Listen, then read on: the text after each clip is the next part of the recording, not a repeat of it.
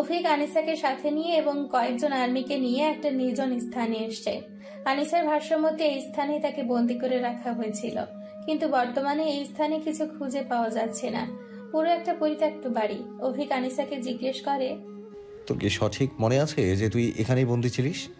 আনিসা মাথা নাড়িয়ে বলে, হ্যাঁ, আমার যতদূর মনে আছে আমি তো এখানেই ছিলাম। তোকে তো আগেই বলেছিলাম এখানে কিছু না পাওয়ারই সম্ভাবনা বেশি। তাহলে ফিরে যাওয়া যায়, কি বলিস? হ্যাঁ চল। অভিক বাকি আর্মি সদস্যদের উদ্দেশ্য করে বলে, তোমরা সবাই তৈরি হয়ে নাও, আমাদের এখন এখান থেকে যেতে হবে। আনিসা হঠাৎ করে বলে, আমার কেন যেন মনে হচ্ছে আমাদের যত তাড়াতাড়ি সম্ভব এখান থেকে যাওয়া উচিত। হয়তো এখানে আমাদের জন্য কোনো ভয়াবহ বিপদ লুকিয়ে থাকতে পারে। অভিক বিস্ময় নিয়ে বলে, কি বিপদ হতে পারে বলে তোর মনে হয়? আনিসা কিছু বলে ওঠার আগে পুরো স্থানটা ধোঁয়ায় পরিপূর্ণ হয়ে যায়। অভিক এবং তার শহীদ আশা অন্যান্য আর্মিরা কিছু বুঝে ওঠার আগে কেউ অতর্কিত হামলা চালিয়ে তাদের বন্দী করে নেয়। অভিকরাও ধোঁয়ার কারণে ধীরে ধীরে জ্ঞান হারিয়ে ফেলে। অভিকের যতদূর মনে পড়ে, সর্বশেষ আনিসা তার দিকে করুণ নয়নে তাকিয়েছিল, যেন ওই চোখের ভাষায় অনেক দুঃখ এবং অনুশোচনা লুকিয়েছিল। সময় তখন রাত 9টা। সুনীতি দুশ্চিন্তায় পুরো ঘরময় পায়চারি করে চলেছে। অহনা গভীরভাবে পর্যবেক্ষণ করে চলেছে সুনীতিকে। অভিক আনিসার সাথে সেই সকালে বেরিয়েছে, কিন্তু এখনো তাদের ফেরার কোনো নাম নেই। সুনীতি শুরুর দিকে ব্যাপারটা স্বাভাবিক নিলেও যত সময় বাড়তে থাকে ততই তার হৃদয়ে ভয় জমা হয়। মন কু ডাকতে থাকে, এই ভেবে যে অভিকের কোনো বিপদ হলো না তো। সুনীতি প্রথম দিকে এসব ভাবনাকে একদমই পাত্তা দেয়নি, কিন্তু পরবর্তীতে তাকে এসব নিয়ে ভাবতে হয়, কারণ তাদের ফিরতে এত দেরি হওয়ার কথা না। এরপরে সে চিন্তিত হয়ে আরাফাতকে সব জানায়। এসব শুনে আরাফাতও ভয় পেয়ে যায়, তবে সে সুনীতিকে দুশ্চিন্তা করতে বারণ করে এবং তাকে জানায় যে সে কিছু করবে। সুনীতি এখন সে ভরসাতেই বসে আছে, কিন্তু পরিস্থিতি যেদিকে যাচ্ছে তাতে মনে হচ্ছে আরাফাতও হয়তো কিছু করতে পারবে না, কারণ সে প্রায় বিকেল 4টা থেকে অভিককে খুঁজে চলেছে, কিন্তু এখনো কোনো খোঁজ দিতে পারেনি। অহনা সুনীতিকে এমন দুশ্চিন্তার মধ্যে দেখে মিনমিনে স্বরে বলে, তুই তো সকাল থেকে কিছু না খেয়ে আছিস, এবার অন্তত কিছু খা। এভাবে না খেয়ে থাকলে তো পুরোপুরি অসুস্থ হয়ে যাবি। সুনীতি বলে, আমি কিচ্ছু খাবো না, খাবার আমার গলা দিয়ে নামবে না। না জানি অভিক কেমন অবস্থায় আছে, তুই দয়া করে এই বিষয়টা নিয়ে আমাকে জোর জবরদস্তি করিস না। অহনা আর না পেরে কিছু বলে না। এর মধ্যে আরাফাত হন্তদন্ত হয়ে ছুটতে ছুটতে আসে। তাকে দেখতেই সুনীতি ছুটে গিয়ে বলে, অভিকের কোনো খোঁজ পেলেন ভাইয়া? আরাফাত নতমুখে বলে, দুঃখিত ভাবি, আমি অভিকের এখন অবধি কোনো খোঁজ পাইনি। ওর ফোনের লাস্ট লোকেশন যেখানে ছিল সেখানেও গিয়েছি, কিন্তু কোনো লাভ হয়নি। সুনীতি ভারাক্রান্ত মনে দুকদম পিছিয়ে পড়ে যেতে নেয়। অহনা সুনীতিকে ধরে আরাফাতের উপর চিল্লিয়ে বলে, কেমন আর্মি হয়েছেন আপনি? হ্যাঁ, আপনাদের নাকি অনেক ক্ষমতা, তাহলে নিজেদের একজন সহকর্মী হুট করে এভাবে উধাও হয়ে গেল আর তার কোনো খোঁজ দিতে পারছেন না কেন? হ্যাঁ, আরাফাতের মেজাজ এমনিতেই ভালো ছিল না, তার উপর অহনার এমন কথায় তেতে উঠে বলল, দেখুন মিস, আমি নিজের জায়গা থেকে সর্বোচ্চ চেষ্টা করেছি। আমি তো আর সর্বশক্তিমান নই যে সব কিছু করতে পারবো, আমারও সীমাবদ্ধতা আছে। অভিক আমার বেস্ট ফ্রেন্ড, তাই ওকে নিয়ে আমার চিন্তা নিশ্চয়ই আপনার থেকে ঢের বেশি। তাই এরপর থেকে কিছু বলার আগে ভেবেচিন্তে কথা বলবেন। সুনীতি অহনাকে বকুনি দিয়ে বলে, তুই শুধু শুধু ওনাকে এভাবে কেমন বলছিস অহনা? এমনি আমার মন মেজাজ কিছু ভালো নেই, তার উপর। অহনা নিজের ভুল বুঝতে পেরে বলে, আমি দুঃখিত, আসলে সুনীতির এমন অবস্থা দেখে আমার মাথা ঠিক ছিল না, তাই মুখ ফসকে অনেক কিছু বলে ফেলেছি। আরাফাত বলে উঠল, নিজের মুখকে এরপর থেকে একটু নিয়ন্ত্রণে রাখার চেষ্টা করবেন মিস, সব পরিস্থিতিতে সব কথা মানায় না। আরাফাতের এমন কথায় ভীষণ রেগে গেলেও অহনা কোনো প্রতিক্রিয়া দেখায় না। আরাফাত সুনীতির কাঁধে ভরসার হাত রেখে বলে, আপনি একদম চিন্তা করবেন না ভাবি, আমি নিজের সর্বোচ্চটা দিয়ে চেষ্টা করব অভিককে খুঁজে বের করার। প্রয়োজনে নিজের জান বাজি রাখবো, কিন্তু নিজের বন্ধুর কোনো ক্ষতি আমি হতে দেব না, এটা আমার ওয়াদা। ভিডিওর এই পর্যায়ে আপনাদের জানাতে চাই এক নতুন মজাদার অনলাইন ক্যাসিনো সম্পর্কে, যার নাম বাঞ্জাই বেট। কেন বাঞ্জাই বেট আলাদা? এতে লক্ষ লক্ষ মানুষ খেলছে এবং প্রতিদিন প্রচুর নগদ অর্থ জিতছে। এখানে রয়েছে 3 লক্ষের অধিক active player. Aviator, crazy time, funky time, coin flip, sweet bonanza, poker, slots, live casino সবই এখানে আছে এবং খুব শীঘ্রই স্পোর্টস গেমও যুক্ত হবে। এছাড়া বিকাশ, নগদ এবং রকেট দিয়ে তাড়াতাড়ি ডিপোজিট ও উইথড্র করতে পারবেন। এর সাথে 24 ঘন্টা সপ্তাহে 7 দিন সাপোর্ট তো থাকছেই। তাই এখনই নতুন অফারে অংশগ্রহণ করুন। নিচের পিন কমেন্টে ক্লিক করে সাইন আপ করুন এবং প্রোমো কোড ব্যবহার করুন। প্রথম ডিপোজিটে 100% ওয়েলকাম বোনাস এবং 25,000 টাকা পর্যন্ত বোনাস প্লাস 200টা ফ্রি স্পিন পাবেন। এই সুযোগ মিস করবেন না। এখন চলুন গল্পে ফেরা যাক। আমি হতে দেব না, এটা আমার ওয়াদা। চোখে পানির ছিটা পেতেই আধো আধো ভাবে চোখ মেলে তাকায় অভিক। সে নিজেকে আবিষ্কার করে একটি অন্ধকার বদ্ধ কুঠুরিতে। তার হাত পা সম্পূর্ণ চেয়ারের সাথে বাঁধা। এদিক ওদিক তাকিয়ে বিড়বিড় করে বলে, আমি কোথায় এলাম? এরপর চোখ বন্ধ করে মনে করার চেষ্টা করে তার সহিত ঠিক কি হয়েছিল। তখনই মনে পড়ে যায় আনিসাকে নিয়ে ওকে যেখানে বন্দি করা হয়েছিল সেই স্থানে যাওয়ার পরে ঘটনাসমূহ। আশেপাশে তাকিয়ে অভিক আনিসার সহ নিজের অন্য সহকর্মীদের খুঁজতে থাকে, কিন্তু তাদের কারোরই দেখা পায় না। এমন সময় তার কানে ভেসে আসে কারো বলা একটা কথা। কি ব্যাপার মেজর অভিক, কাউকে কি খুঁজছেন নাকি? কণ্ঠেশ্বর অনুসরণ করে সেদিকে তাকাতেই অভিক চমকে ওঠে। বহু বছর আগে দেখার সেই চেহারাটা আজ অবধি সে ভোলেনি। ঘৃণা এবং ক্ষোভ পুষে রেখেছিল এতদিন। আনিসার কথা শোনার পর যা দ্বিগুণ হয়েছে। অভিক মুখ দিয়ে কিছু বিশ্রী গালি উচ্চারণ করে বলে, কুত্তার বাচ্চা, তোকে তো আমি। শিহাব এগিয়ে এসে শয়তানি হেসে বলে, কি করবি তুই আমার একটা চুলও ছিঁড়তে পারবি না। বরঞ্চ দেখ আমি তোর কি অবস্থা করি। শিহাবের এহেন কথায় রাগ বেড়ে ফুঁসে উঠল অভিক। দত্তে দাঁত চেপে বলল, যদি কাপুরুষ না হোস তাহলে আমার হাত পায়ের বাঁধন খুলে দিয়ে কথা বল। শিহাব বিশ্রী হেসে বলে, আমাকে বোকা ভাবিস না মেজর, আমি কাপুরুষ হতেও রাজি, কিন্তু বোকা হতে নয়। অভিক শিহাবের দিকে থুতু ছুঁড়ে বলে, শালা, যে একটা নিরীহ মেয়ের অসহায়ত্বের সুযোগ নিয়ে তাকে দীর্ঘদিন বন্দি রেখে তার সাথে এত নীচ কাজ করতে পারে, তার থেকে আর কি আশা করা যায়? মুখে থুথু এসে পড়ায় শিহাব ক্রোধে ফুঁসতে ফুঁসতে এগিয়ে এসে অভিকের গলা চেপে ধরে, এতটা জোরে যে অভিকের শ্বাস প্রায় বন্ধ হওয়া জোগাড় হয়। এমন সময় হঠাৎ সেই স্থানে উপস্থিত হয় আনিসা। শিহাবকে ছিটকে দূরে সরিয়ে দিয়ে বলে, কি করছোটা কি? ও তো মরে যাবে। শিহাবেতে রেগে গিয়ে অভিককে ছেড়ে আনিসার গলা চেপে ধরে বলে, এই মত, নিজের পুরান নাগরের প্রেম প্রতি মায়া উতলে উঠছে না? বেশি বার পারিস না, নালে তোর জীবন যে ভিক্ষা দিয়েছি সেটা আর থাকবে না। অভিক আনিসার দিকে অবাক চোখে তাকিয়েছিল। শিহাব আনিসাকে ছিটকে দূরে সরিয়ে ফেলে অভিকের উদ্দেশ্যে বলে, তুই আমাদের অনেক জ্বালিয়েছিস মেজর, তোর জন্য ধান্দায় অনেক লস হয়েছে, এই জন্য তোকে ফাঁদে ফেলতেই এই সামান্য নাটকটা করতে হলো। এতদিন ধরে কেন জানি বাঁচিয়ে রাখছিলাম, আজ আমার কাজে লেগে এলো। অভিক যেন আজ একের পর এক অবাক হচ্ছে। অভিক যেই না অবাক এবং বিস্ময়ের চোখে আনিসার দিকে তাকিয়েছে, আনিসা অভিকের দিকে করুণ চোখে তাকিয়ে বলে, আমাকে ক্ষমা করে দিস রে অভি। নিজেকে বাঁচানোর জন্য আমায় তোকে বিপদে ফেলতে হয়েছে। এছাড়া আমার যে আর কোনো কিছুই করার ছিল না। আনিসার কথা শুনে অভিকে যা বোঝা হয়ে যায়। বুঝতে আর বাকি থাকে না বিশ্বাসঘাতকতার শিকার সে। অভিকের বন্দি অবস্থায় থাকার পর অনেক সময় পেরিয়ে যায়। এত দীর্ঘ সময় অভিককে কিছুই খেতে দেওয়া হয়নি, তাই অনেক দুর্বল অনুভব হচ্ছে অভিকের। অভিক এক ফোঁটা পানির জন্য তড়পাচ্ছিল। এমন সময় হঠাৎ করে আনিসা অভিকের সামনে এসে দাঁড়ায়। আনিসাকে দেখে অভিক ঘৃণায় নিজের চোখ সরিয়ে নেয়। আনিসা অভিকের চোখে ঘৃণা দেখে সেটা সহ্য করতে না পেরে বলে, আমি জানি এখন আমি যাই বলি না কেন তোর কাছে সেটা কাটা ঘায়ে নুনের ছিটাই মনে হবে, কিন্তু বিশ্বাস করো অভি, আমি সত্যি নিরুপায় ছিলাম। অভিক ব্যঙ্গাত্মক হেসে বলে, তোর কাছে আমি কোনো কৈফিয়ত চেয়েছি? কেন এসেছিস এখানে? নিজেকে তো সেভ করতে পারছিস, এখন যা আনন্দ কর। তোর এই অবস্থা যে আমি সহ্য করতে পারছি না অভি। এইসব নাটক প্লিজ বন্ধ কর, আমার আর সহ্য হচ্ছে না তোর এইসব নাটক। আনিসা কান্না ভেজা চোখে অভিকের দিকে তাকিয়ে থাকে।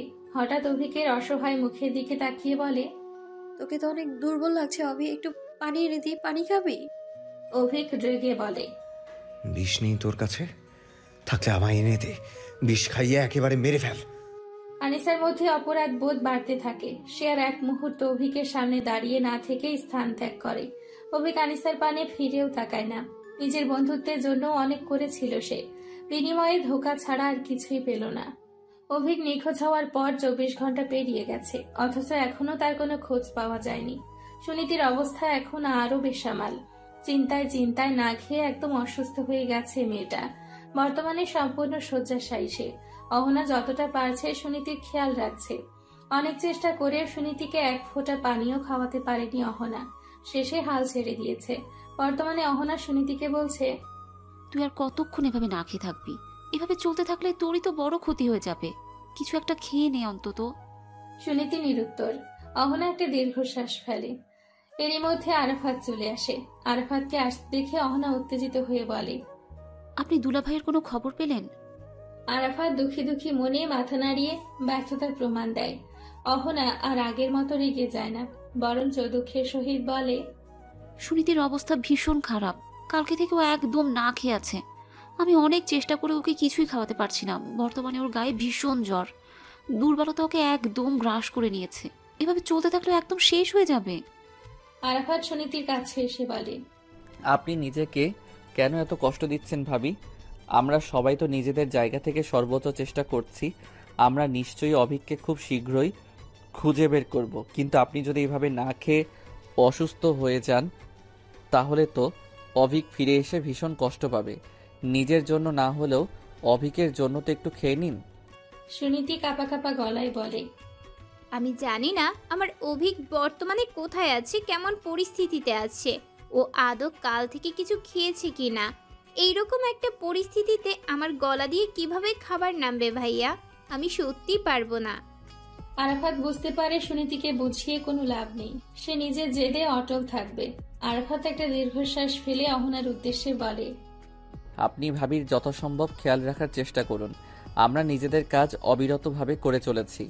আশা করছি শীঘ্রই কোনো ভালো খবর দিতে পারবো। অহনা মাথা নাড়ায়। আরাফাত বেরিয়ে যেতে নেয়। অহনা হঠাৎ যেন কি মনে করে বলে, শুনুন। আরাফাত পেছন ফিরে তাকায়। অহনা হালকা হেসে বলে, সাবধানে যাবেন। আরাফাতও সামান্য হেসে অহনার দিকে তাকিয়ে প্রস্থান করে। অভিকের ভীষণ দুর্বল বোধ হচ্ছে। অনেকক্ষণ থেকে তাকে বেঁধে রাখা হয়েছে। কাল থেকে কিছু খায়ওনি, তাই স্বাভাবিকভাবে শরীরের অবস্থা বেশি ভালো না।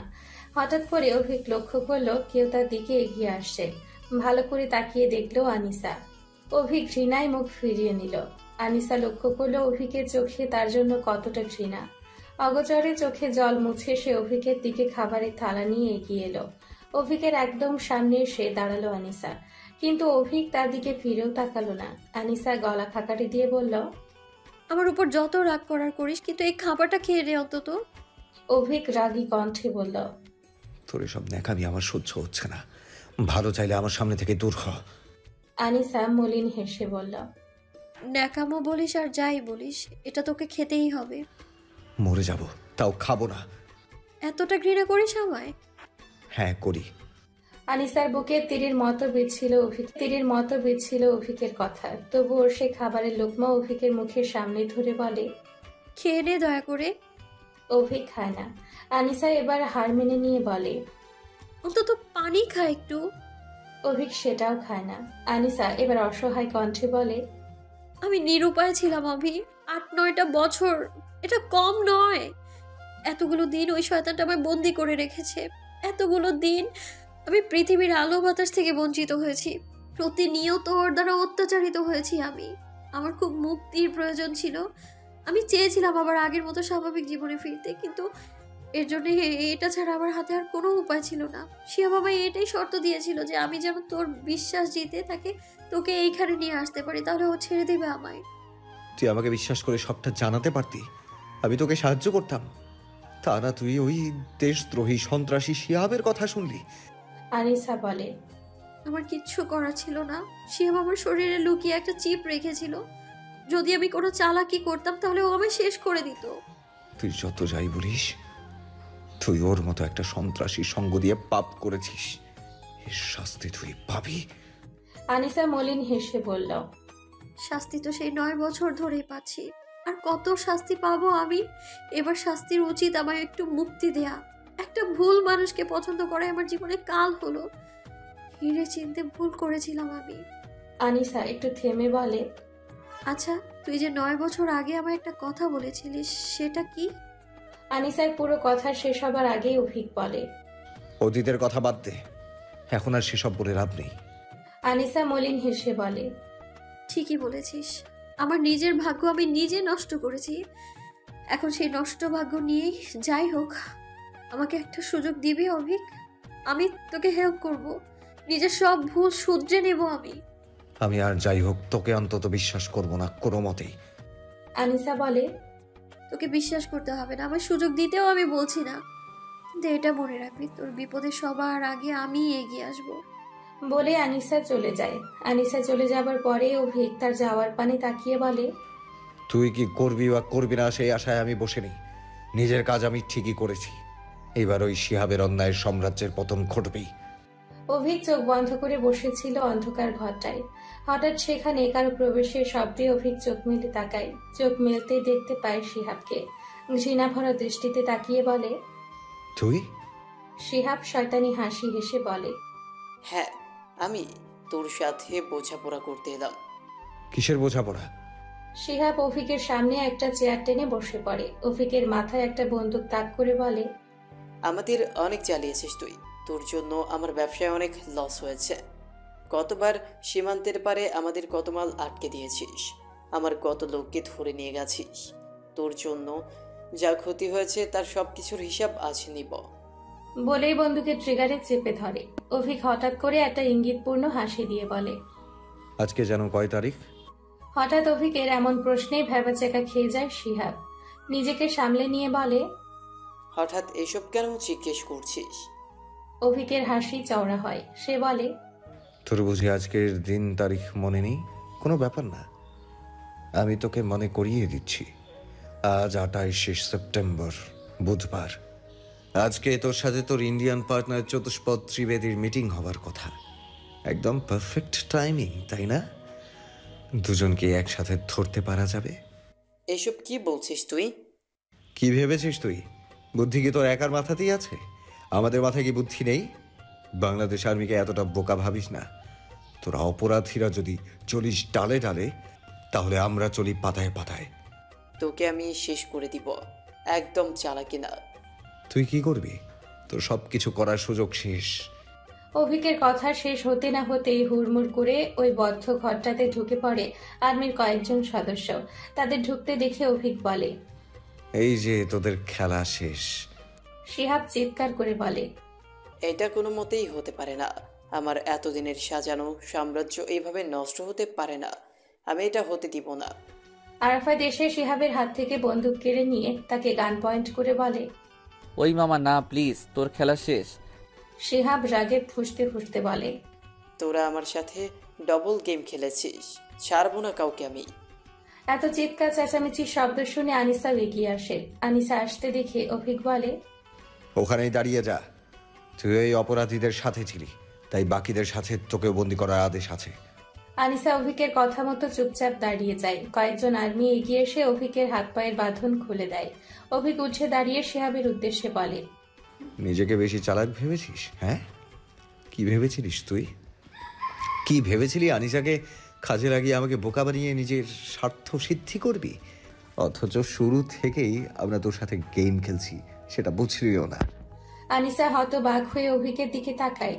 অভিক আনিসার দিকে এক পলক তাকিয়ে বলে, মির্জাফর চিনিস শিহাব? তোর দলেও এমন একজন মির্জাফর লুকিয়েছিল, যে গোপনে তোর সব তথ্য আমার হাতে তুলে দিত। যাই হোক, জানতে চাস না সেই মির্জাফরকে? দাঁড়া, পরিচয় করিয়ে দিচ্ছি। কালিয়া, সামনে আসো। অভিক একবার ডাক দিতে দৌড়ে সামনে চলে আসে কালিয়া। কালিয়াকে দেখে শিহাব অবাক হয়ে যায়, কারণ এ যে তার সবচেয়ে বিশ্বস্ত লোক। সেই কিনা এমন ধোঁকাবাজি করলো। শিহাব রাগের চোখে কালিয়ার দিকে তাকালো। কালিয়া 32 পাটি দাঁত বের করে হেসে বলল, আজ থেকে কয়েক মাস আগে আমি আর্মিদের হাতে আটক হয়েছিলাম, তখন ওরা আমাকে কিছু না করে ছেড়ে দেয়। তা এখন থেকে আমি ওদের কিনা গোলাম হয়ে যাই। এখান থেকে সব তথ্য আমি ওদের পাচার করি। এবার অভিক বলে, কালিয়াই আমাকে জানিয়েছে তুই আনিসাকে ব্যবহার করে আমার বিরুদ্ধে কি পরিকল্পনা করছিস। আমি সব জেনে শুনেই তোর পরিকল্পনা অনুযায়ী কাজ করি। আমি যখন আনিসাকে নিজের সাথে করে নিয়ে যাই এবং তার সাহায্য করি, তখন তুই মনে করিস আমি তোর ফাঁদে পা দিয়েছি, কিন্তু তুই বুঝতে পারিসনি সবটাই ছিল আমার প্ল্যান। আমি খুব সুন্দরভাবে নাটক চালিয়ে যাই। তোকে বা আনিসাকে খুনাক্ষরেও এটা সন্দেহ করতে দেইনি যে আসলে আমার পরিকল্পনা কী ছিল। আমি তোকে আর আনিসাকে সমান তালে বোকা বানাই। তুই ভেবেছিলি সবটা তোর প্ল্যান মতো চলছে, কিন্তু আসলে সব কিছু চলছিল আমাদের পরিকল্পনা অনুযায়ী। অভিক একটু থেমে বলে, আমরা চাইলেও অনেক আগেই তোকে বন্দি করতে পারতাম, কিন্তু আমাদের উদ্দেশ্য ছিল তোর ইন্ডিয়ান পার্টনারের সাথে তোকে গ্রেফতার করা। এজন্যই এত নাটক করতে হয়েছিল। এই বলে অভিক সামনে তাকায়। কয়েকজন আর্মি চতুষ্পদ ত্রিবেদীকে ধরে নিয়ে সামনে আসছে। অভিক বাঁকা হেসে বলল, অবশেষে আমার পরিকল্পনা সফল। তোকে বোকা বানিয়ে তোদের দুজন পার্টনারকেই একসাথে গ্রেফতার করতে পেরেছি। এজন্যই তো এত কিছু। এবার তোদের এই অন্যায় সাম্রাজ্যের ধ্বংস হবে চিরতরে। শিহাব আর কিছু বলতে পারে না। সে বুঝতে পারে তাকে কিভাবে ঠকানো হয়েছে। অভিক এবার শিহাবের কাছে এসে বলে, তোর সব খেলা শেষ। এবার নিজের বাকি দিনগুলো অন্ধকার চার দেয়ালে কাটানোর প্রস্তুতি নে। অতঃপর অভিক এগিয়ে যায় আনিসার দিকে। আনিসা মাথা নিচু করে তাকিয়েছিল। অভিক একটা দীর্ঘশ্বাস ফেলে বলে, তুই এতগুলো দিন যা যা অন্যায় অত্যাচার সহ্য করেছিস, তাতে তোর প্রতি একটু হলেও আবার মায়া হচ্ছে। কিন্তু অন্যায় তো অন্যায়ই হয়। তবে আমি চেষ্টা করব তোর শাস্তি যতটা সম্ভব কম যেন হয়। আনিসা কৃতজ্ঞ দৃষ্টিতে তাকায়। অভিক বলে, তুই চিন্তা করিস না, শাস্তি ভোগের পর তোকে স্বাভাবিক জীবনে ফেরার ব্যবস্থা করে দেয়া হবে। তোর বাবার খুনের জন্য এই শিহাব উপযুক্ত শাস্তি পাবে। তোর প্রতি করা প্রত্যেকটা অন্যায় শাস্তি পাবেও। আনিসা এবার আবেগতাড়িত হয়ে কেঁদে দেয়। আরাফাত এগিয়ে আসে অভিকের দিকে। অভিক আরাফাতকে জিজ্ঞেস করে, সুনীতির কি অবস্থা? ভাবির অবস্থা একদম ভালো না। এই গোপন মিশনের জন্য আমি তাকে কিছু জানাতেও পারিনি। কাল থেকে কিছু না খেয়ে আছে। অভিক বিরক্তিতে মুখ দিয়ে চ জাতীয় শব্দ উচ্চারণ করে বলে, আমি জানতাম এমন কিছুই হবে। আমাকে এখান থেকে জলদি কোয়ার্টারে পৌঁছে সুনীতির সাথে দেখা করতে হবে। জানি না ও একা কেমন আছে। আরাফাত বলে, ভাবির বান্ধবী এসেছে, উনি বর্তমানে ভাবির দেখাশোনায় আছেন। তাহলে তো একটু নিশ্চিত হওয়া যায়। যাই হোক, তাড়াতাড়ি ফিরতে হবে।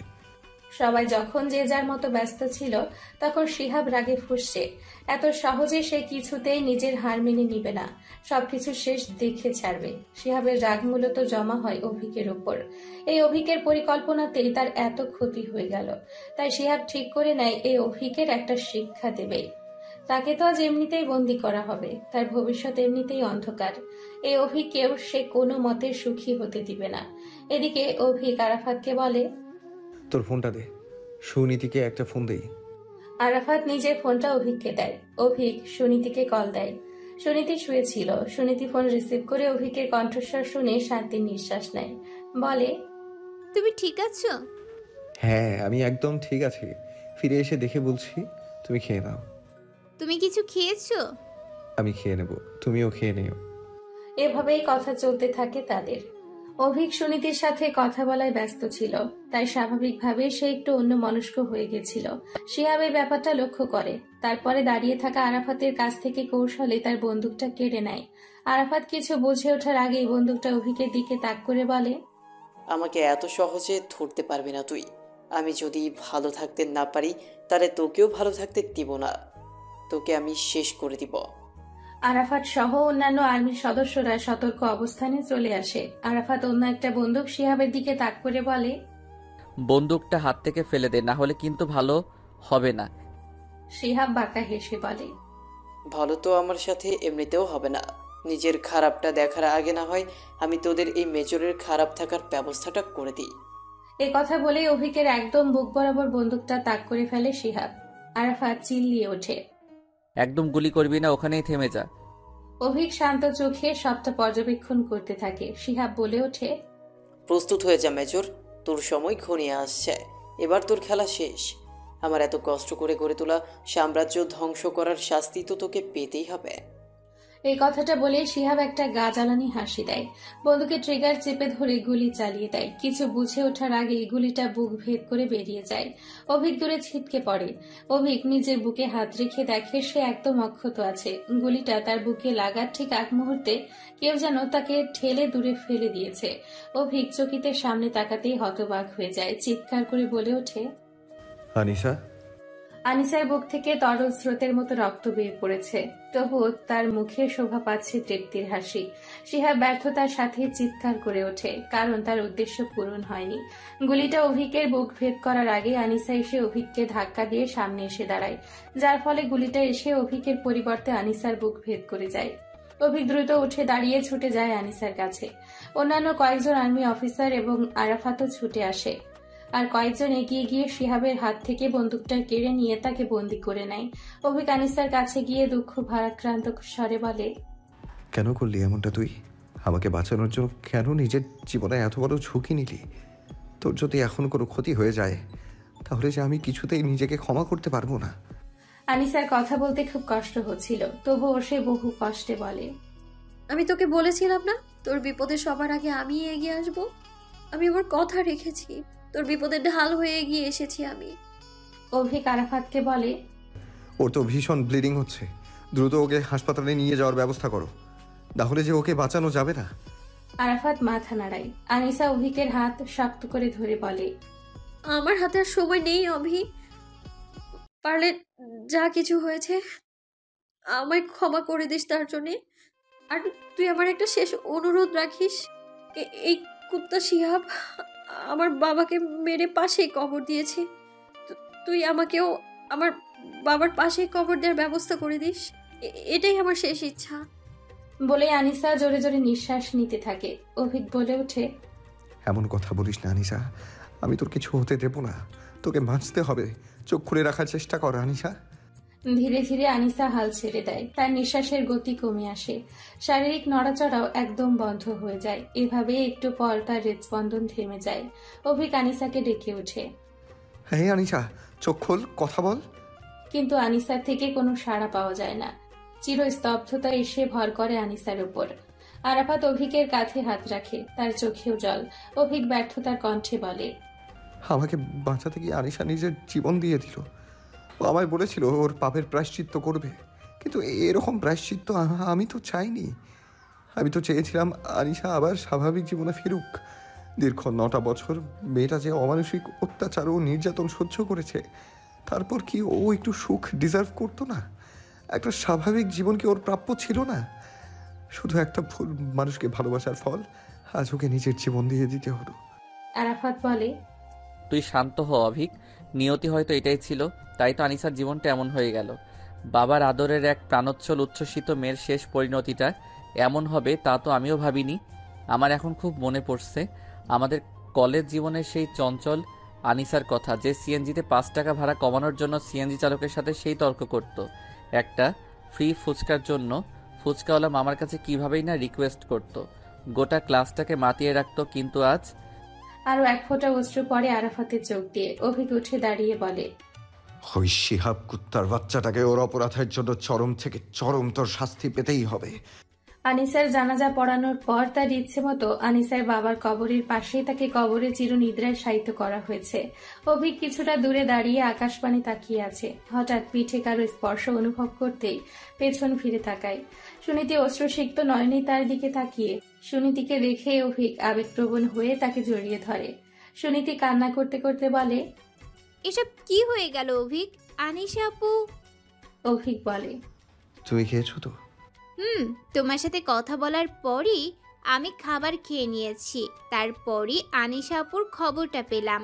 নিজেকে আর সামলে রাখতে না পেরে চলে এলাম। একটা দিন তো উনি আমাদের সাথেই কাটিয়েছেন, ভীষণ কষ্ট হচ্ছে ওনার জন্য। অভিক বলে, ও আমাদের বন্ধুত্বের মর্যাদা রেখেছে সুনীতি, আমাকে বাঁচানোর জন্য নিজের জীবন উৎসর্গ করেছে। যদিও প্রথমে নিজে মুক্তি পাওয়ার জন্য আমাকে বিপদে ছেড়ে দিয়েছিল, কিন্তু শেষ অবধি তার জন্য চরম মূল্য চুকিয়েছে। জানো, ও মৃত্যুর আগে আমার কাছে ক্ষমা চেয়েছে। আমি না ওকে ক্ষমা করে দিয়েছি। মেয়েটা যে বড্ড অসহায় ছিল, 9টা বছর এত নরকীয় অত্যাচার সহ্যের পর একটু মুক্তির স্বপ্নই দেখেছিল, বেশি কিছু তো চায়নি। এর জন্য কি ওকে একটু ক্ষমা করে দেয়া যায় না? আচ্ছা, তুমি তো আমার স্ত্রী, তোমার স্বামীকে বিপদের মুখে ঠেলে দেওয়ার জন্য তুমি ওকে ক্ষমা করতে পারবে না? সুনীতি কাঁদতে কাঁদতে বলে, আনিশাপুর জন্যই আমি আপনাকে জীবিত ফেরত পেয়েছি। ওনার ওপর আমার কোনো রাগ বা ক্ষোভ নেই। আল্লাহর কাছে আমার একটাই চাওয়া, ওনার সব ভুল ভ্রান্তি ক্ষমা করে যেন ওনাকে জান্নাতুল ফেরদৌস দান করুক। জীবনে উনি অনেক কষ্ট সহ্য করেছেন, মৃত্যুর পর অন্তত একটু সুখ ডিজার্ভ করেন। একদম ঠিক বলেছো তুমি। আল্লাহর কাছে আমরা দুজনে ওনার জন্য প্রার্থনা করব। অভিক সায় জানায়। অভিক ও সুনীতি সিলেট থেকে ঢাকায় ফেরার জন্য প্রস্তুতি নিচ্ছে। অভিক 1 সপ্তাহের জন্য ছুটি পেয়েছে। সুনীতি সব প্রয়োজনীয় জিনিসপত্র নিয়ে তৈরি হয়ে নিয়েছে। তার পরনে একটি গাঢ় মেরুন বর্ণের শাড়ি। সুনীতিকে রেখে অভিক একটি সুন্দর শাড়ি উপহার দেয়। অভিকের পরনে একটি অফ হোয়াইট শার্ট। সুনীতি অভিকের কাছে এসে বলে, তাহলে চলো আমরা বের হই। অভিক মাথা নাড়িয়ে সায় জানায়। সুনীতি ও অভিক তৈরি হয়ে বেরিয়ে পড়ে। অহনাও আগে ভাগে বেরিয়ে পড়েছে। সে এতক্ষণ বাইরে দাঁড়িয়ে আরাফাতের সাথে গল্প করছিল। সুনীতি বেশ কয়েকদিন থেকে লক্ষ্য করছে আরাফাত ও অহনার মধ্যে বেশ ভাব হয়েছে। দুজনেই বেশ অনেকটা সময় ধরে গল্প করে। প্রথম তো দুজনের বুনো ওল আর বাঘা তেঁতুলের মতো সম্পর্ক ছিল, তবে বর্তমানে তাদের এই সম্পর্ক একদম বদলে গেছে। দুজনের বেশ ভাব হয়েছে। অভিক আরাফাতের কাছে গিয়ে বলে, তোর গল্প করা শেষ হলে একটু সরে দাঁড়া, আমাদের এখন যেতে হবে। আরাফাত এমন কথা শুনে বিব্রত বোধ করে চুপ হয়ে যায়। অহনাও বেশ লজ্জা অনুভব করে। সুনীতি অহনার কানে কানে বলে, কি ব্যাপার বলতো, কি চলে তোদের মাঝে? কই কি? বলে অহনা তড়িঘড়ি করে গাড়িতে উঠে পড়ে। অভিক আরাফাতের উদ্দেশ্যে বলে, তুইও আজ আমাদের সাথে ফিরলে পারতি। আরাফাত বলে, ফিরতে তো চেয়েছিলাম, কিন্তু কিছু জরুরি কাজ পড়ে গেছে এখানে। আমি কালকের মধ্যে ঢাকার উদ্দেশ্যে রওনা দিব। এবার ঢাকায় ফিরে অনেক জরুরি কাজ আছে। বলে গাড়ি জানালার দিকে মুখ বাড়িয়ে থাকা অহনার দিকে তাকায়। অহনা একটা স্মিত হাসি উপহার দেয়, যা আরাফাতের মনে ভালো লাগার সঞ্চার ঘটায়। অভিক হালকা কেশে বলে, এখন তাহলে আমরা রওনা দিই, কাল তোর সাথে দেখা হচ্ছে। আচ্ছা। সুনীতি, তুমি গাড়িতে ওঠো। অভিকের কথা মতো সুনীতি গাড়িতে উঠে বসে। সুনীতি গাড়িতে ওঠার পর আরাফাত অভিকের পিঠে হাত রেখে বলে, দোস্ত, আমার মনে হয় এবার অন্তত তোর ভাবিকে সবটা জানানো উচিত। ভাবি যদি পরে কোনোভাবে জানতে পারে তুই ওনার মা বাবার মৃত্যুর ব্যাপারে সত্যটা ওনার থেকে লুকিয়ে গেছিস, তাহলে তোদের মধ্যে ভুল বোঝাবুঝি তৈরি হতে পারে। অভিক আরাফাতের কথায় সায় জানিয়ে বলে, তুই একদম ঠিক বলেছিস। এমনিতেই এই কদিন আমাদের অনেক সমস্যার মধ্য দিয়ে যেতে হয়েছে। আমি চাই না নতুন করে আবার কোনো ঝামেলা হোক, তাই এটাই ভালো হবে যদি আমি ওকে সবটা বলে দিই। আমি সিদ্ধান্ত নিয়েছি এবার ঢাকায় ফিরেই একদিন ঠান্ডা মাথায় সুনীতিকে সবটা জানাবো। শুধু তাই নয়, আমি ভেবে রেখেছি এই 7 দিনের মধ্যে যে করেই হোক ওই মন্টুকে খুঁজে বের করব এবং এর উপযুক্ত শাস্তির ব্যবস্থা করব। আরাফাত অভিককে উদ্দেশ্য করে বলে, ঠিক আছে, সাবধানে যাস। আর কোনো হেল্প লাগলে নিঃসংকোচে আমাকে জানাবি। আমি নিজের সর্বোচ্চটা দিয়ে তোকে হেল্প করার চেষ্টা করব। ঠিক আছে, আল্লাহ হাফেজ। বলে অভিক গাড়িতে উঠে বসে। ড্রাইভার ড্রাইভিং করা শুরু করে। গাড়ির সামনে চলতে শুরু করে। অহনা গাড়ির কাছের মধ্যে দিয়ে যতক্ষণ পর্যন্ত দেখা যায় আরাফাতের দিকে তাকিয়ে থাকে। একইভাবে আরাফাতও তাকিয়ে থাকে যতক্ষণ না গাড়িটা তার চোখের আড়াল হয়। দীর্ঘ কয়েক ঘন্টা জার্নির পর ঢাকা এসে পৌঁছায় অভিকরা। অহনাকে তার বাড়ির সামনে নামিয়ে দিয়ে অভিক সুনীতিকে নিয়ে তাদের বাসায় চলে আসে। এতদিন পর অভিক ও সুনীতিকে ফিরতে দেখে আহসান চৌধুরী এবং রাহেলা খাতুন ব্যতিব্যস্ত হয়ে পড়েন। রাহেলা খাতুন তো অভিক ও সুনীতির পছন্দ মতো খাবার বানাতে লেগে পড়েন, আর আহসান চৌধুরী চলে যান হরেক রকম বাজার করতে। অভিক ও সুনীতি ঘরে গিয়ে বিশ্রাম নিচ্ছিল। সুনীতি গোসল সেরে নিয়ে শাড়ি পরে তৈরি হয়ে নেয়। এমনিতে সে খুব একটা শাড়ি পরে না, বিয়ের পরে প্রথম শাড়ি পরল। এদিকে সুনীতিকে শাড়িতে দেখে অভিকের অবস্থা বেসামাল হয়ে যায়। শাড়ি পরলে সব মেয়েরই সৌন্দর্য স্বাভাবিকের থেকে বেড়ে যায়। সুনীতিকেও শাড়িতে অপরূপা সৌন্দর্যের অধিকারী লাগছিল। অভিক উঠে দাঁড়িয়ে আচমকা সুনীতিকে নিজের কাছে টেনে নেয়। সুনীতির কপালে হালকা করে চুমু খেয়ে বলে, ভালোবাসি, ভীষণ ভালোবাসি। আমিও ভালোবাসি। অভিক বলে, তুমি আমায় বিশ্বাস করো তো সুনীতি? নিজের থেকেও বেশি। কখনো কোনো কারণে আমায় ভুল বুঝবে না তো? প্রশ্নই ওঠে না। অভিক স্বস্তির নিঃশ্বাস ফেলে, ভেবে নেয় এখনই সুনীতিকে তার মা বাবার ব্যাপারে সবটা বলে দিবে। অভিক কিছু বলতে যাবে তার পূর্বেই সুনীতি অভিককে মৃদু ধাক্কা দিয়ে নিজের থেকে দূরে সরিয়ে বলে, আমি রান্নাঘরে যাই, মাকে রান্নায় হেল্প করি, পরে কথা হবে। বলে সুনীতি আর এক মুহূর্ত অপেক্ষা না করেই চলে যায়, যার ফলে অভিকের আর কিছু বলা হয় না। সে ভাবে রাতে সময় করে শান্তভাবে সুনীতিকে বুঝিয়ে বলবে সবটা। সুনীতি রান্নাঘরে গিয়ে এসে দেখতে পায় রাহিলা খাতুন রান্নায় ব্যস্ত সময় পার করছেন। সুনীতিকে রান্নাঘরে দেখে তিনি বলেন, তুমি এসেছো? এই দেখো, আমি তোমার প্রিয় স্বামী কাবাব রান্না করেছি, একটু খেয়ে দেখো তো কেমন লাগে। সুনীতি স্বামী কাবাব একটু মুখে দিয়ে বলে, ভীষণ সুন্দর হয়েছে। আচ্ছা, আমি কি আপনাকে রান্নায় হেল্প করব মা? না না, তুমি এত দূর জার্নি করে এলে, এখন আর কষ্ট করে রান্না করতে হবে না, তুমি গিয়ে বিশ্রাম নাও। সুনীতি একটু জোরাজোরি করে বলে, আমার ঘরে বসে থাকতে ভালো লাগে না মা, আমাকেও একটু রান্না করতে দিন। ঠিক আছে, কোনো ব্যাপার না, কিন্তু তুমি যে রান্না করবে বলছো, কিছু কি রাখতে পারো? হ্যাঁ পারি তো, আমি অনেক সুন্দর চিকেন কাটলেট বানাতে পারি। বেশ তো, আমার অভিক তো চিকেন কাটলেট খেতে অনেক পছন্দ করে, তুমি যদি ওকে এটা বানিয়ে খাও তাহলে অনেক খুশি হবে। রাহিলা খাতুনের কথায় খুশি হয়ে সুনীতি চিকেন কাটলেট বানাতে শুরু করে দেয়। রান্নাবান্না শেষ করে সে রাহিলা খাতুনের হাতে নাতে সবকিছুতে সাহায্য করে এবং সবশেষে সবকিছু গুছিয়ে রেখে ড্রয়িং রুমে যায়। কিছুটা সময় সে বসে বসে রাহিলা খাতুনের সাথে গল্প করে। এরপর রাহিলা খাতুন বিশ্রাম নেওয়ার জন্য নিজের কক্ষে চলে যান। সুনীতি তখন ড্রয়িং রুমে বসে টিভিতে নিউজ দেখছিল। এমন সময় হঠাৎ কলিং বেল বেজে ওঠে। সুনীতি উঠে গিয়ে দরজা খুলে দেয়। দরজা খুলতেই দেখতে পায় তাদের প্রতিবেশী মিসেস বিলকিস বেগম এসেছেন। সুনীতি মৃদু হেসে সালাম জানায়। বিলকিস বেগম ভেতরে প্রবেশ করেন এবং ড্রয়িং রুমে এসে সুনীতির সাথে টুকটাক কথাবার্তা বলেন। তোমার শাশুড়ি কোথায়? মা একটু বিশ্রাম নিচ্ছেন। ও আচ্ছা, তোমার অবস্থা এখন কেমন? জি আলহামদুলিল্লাহ ভালো। বিলকিস বেগম কিছুটা দুঃখের সহিত বলেন, তোমার কষ্টটা আমি বুঝতে পারছি। এত কম বয়সী ভেবে নিজের মা বাবাকে হারিয়ে ফেললে, তাও কোনো স্বাভাবিক মৃত্যু নয়, পরিকল্পিত মার্ডার। বিলকিস বেগমের কথা শুনে সুনীতি বিস্ফারিত নয়নে তাকিয়ে থাকে। হতবাক হয়ে বলে, এসব কি বলছেন আপনি? আমার মা বাবা তো সড়ক দুর্ঘটনায় মারা গেছে, মার্ডার হতে যাবে কেন? বিলকিস বেগম অবাক স্বরে বলেন, ও মা, সে কি কথা, তুমি জানো না? গোটা এলাকার মানুষ তো জানে তোমার মা বাবাকে খুন করা হয়েছে। তাও তোমাকে যে ছেলেটা বিরক্ত করতো, তুলে নিয়ে গিয়েছিল, কি যেন নাম? হ্যাঁ মন্টু, ওর হাতে। এলাকায় তো পুলিশও এসেছিল। তুমি কি এসব কিছুই জানো না? সুনীতি কিছু বলার মতো খুঁজে পায় না। অভিক তাকে বলেছিল যে তার বাবা মার মৃত্যু শুধুই একটা দুর্ঘটনা ছিল। সুনীতি বিড়বিড় করে বলে, তুমি আমায় এভাবে ঠকালে অভিক, এত বড় সত্যটা। সুনীতি মনমরা হয়ে সোফায় বসে পড়ে। বিলকিস বেগম একটু আগেই ফিরে গেছেন। যাওয়ার আগে সুনীতিকে আরো একটু সান্ত্বনা দিয়ে গেছেন, কিন্তু সুনীতির কানে সেসব কথা যায়নি। সে তো ভাবছে শুধু অভিকের বলা সেই কথাটা। তোমার বাবা মায়ের মৃত্যুটা একটা দুর্ঘটনা ছিল। একটা ট্রাক নিয়ন্ত্রণ হারিয়ে তোমাদের গাড়িতে ধাক্কা দেয়, যার ফলবশত তোমার বাবা মা মারা যায় এবং তুমি মারাত্মকভাবে আহত হও।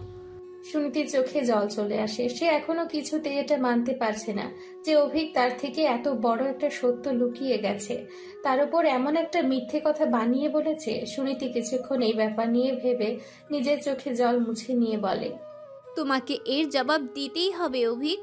কেন তুমি আমার থেকে এত বড় একটা সত্য লুকিয়ে গেলে? আমার কি নিজের মা বাবার মৃত্যু সম্পর্কে জানার কোনো অধিকার ছিল না? সুনীতি রাহিন ভাবনার মাঝে আহসান চৌধুরী ড্রয়িং রুমে উপস্থিত হন।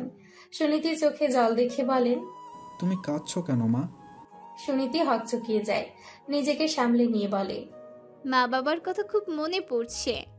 আহসান চৌধুরী এগিয়ে সে স্নেহের সহিত সুনীতির মাথায় হাত বুলিয়ে দিয়ে বলেন, তোমার কষ্টটা আমি বুঝতে পারছি, কিন্তু কি করবে বলো, এটাই তো বাস্তবতা।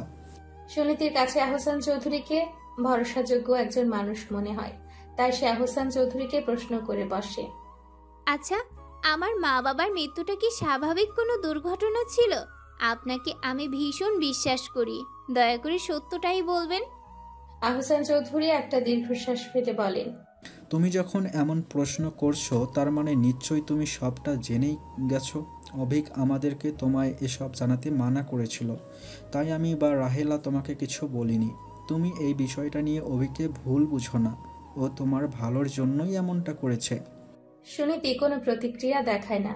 সুনীতির এমন নীরবতা দেখে আহসান চৌধুরী বুঝতে পারেন তার একটু একা থাকা প্রয়োজন। এজন্য তিনিও নীরবে স্থান ত্যাগ করেন। সুনীতি আহসান চৌধুরী যাওয়ার পানে তাকিয়ে দীর্ঘশ্বাস ফেলে বলে, আমার ভালো অভিক একটু বেশি বুঝে ফেলেছে, যা আখিরে আমার জন্য ক্ষতিই বয়ে আনলো। আমি তো অভিককে ভরসা করতে চেয়েছিলাম, কিন্তু ও আমার ভরসাটা পুরোপুরি ভেঙে দিল। রাতে ডিনারের সময় অভিক এসে খেতে বসে পড়ে। তার চোখ অবশ্য খুঁজছে সুনীতিকে। আজ বিকেল থেকে সে সুনীতিকে দেখেনি। সুনীতি আজ সারাদিন তার চোখের আড়ালেই ছিল। অভিক তাই ভীষণ ছটফট করছে এক পলক সুনীতিকে দেখার জন্য। অবশেষে তার এই অপেক্ষার অবসান ঘটে যখন সুনীতি খাবার হাতে নিয়ে ডাইনিং টেবিলের সামনে উপস্থিত হয়। সুনীতিকে দেখে অভিক স্বস্তির নিঃশ্বাস ফেলে, কিন্তু সুনীতি একদম রোবটের মতো দাঁড়িয়ে থাকে। রাহেলা খাতুনও অনেকক্ষণ থেকে নজর করছেন সুনীতির নির্লিপ্ততা। এই তো বিকেলেও কি আগ্রহ নিয়ে অভিকের জন্য চিকেন কাটলেট বানালো, কিন্তু তারপর থেকে কেমন জানি নির্জীব লাগছে তাকে। আহসান চৌধুরী অবশ্য পুরো ব্যাপারটা অনুধাবন করতে পারছেন, কিন্তু তিনি কোনো প্রতিক্রিয়া দেখাচ্ছেন না, কারণ তার মতে এমনটা হওয়ারই ছিল। এখন অভিককে সুনীতিকে সামলানোর দায়িত্ব নিতে হবে। কেবল তিনি শুরুতেই অভিককে বলেছিলেন যেন অভিক এই ব্যাপারটা সুনীতির থেকে লুকিয়ে না রাখে। সুনীতিকে চুপচাপ অনেক সময় দাঁড়িয়ে থাকতে দেখে রাহেলা খাতুন গলা খাকারি দিয়ে বলেন, সুনীতি, তুমি অভিককে চিকেন কাটলেটটা দাও। বিকেলে যে কত যত্ন করে বানালে। জানো অভিক, তোমার চিকেন কাটলেট পছন্দের জন্য সুনীতি কত আনন্দ করে তোমার জন্য এটা বানিয়েছে। অভিক স্মিত হেসে বলে, সত্যি? তাহলে তো খেয়ে দেখতে হয় কেমন হয়েছে। সুনীতি গুটি গুটি পায়ে এগিয়ে এসে অভিকের পাতে চিকেন কাটলেট তুলে দেয়। অভিক চিকেন কাটলেটটা ভীষণ তৃপ্তি নিয়ে খেয়ে বলে, এটা ভীষণ ভালো খেতে হয়েছে, গুড জব নীতি। এমন প্রশংসাসূচক বাক্য সুনীতির মধ্যে কোনো পরিবর্তন আনতে পারে না।